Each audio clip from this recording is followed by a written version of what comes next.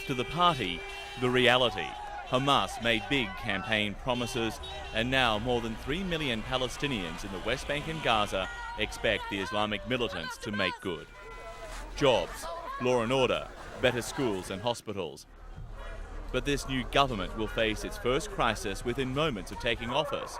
A massive budget deficit, a freeze on international aid, and Israel plans to stop transferring customs duties and sales tax collected on behalf of the Palestinians. The world should respect the democracy which they preach, and they should not look for a tailored democracy according to Israeli desires, says this Hamas spokesman.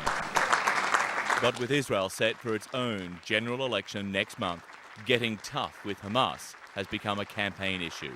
And we will not recognize, not compromise, not talk and not deal with Hamas, which is a terrorist organization. The president of the Palestinian Authority, Mahmoud Abbas, is also facing his own confrontation with Hamas. He's expected to demand a new government honor previous peace agreements with Israel. The president was elected on a totally different agenda from that of Hamas's, and Hamas was elected on the opposite agenda. And each one feels that he or they must maintain their agenda in order to be true to the electoral pledges, to the constituency, to the promises made.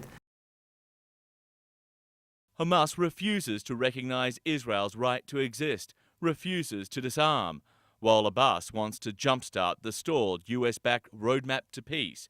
The best Hamas is willing to offer, a long-term ceasefire called a hudna in Arabic. No deal, says Israel.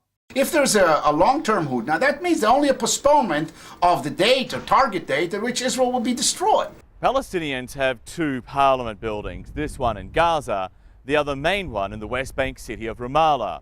Israel has banned all members of Hamas from traveling, so when they take their oath of office here, they'll be sworn in by the Speaker of the House via video link. John Bors, CNN, Gaza City.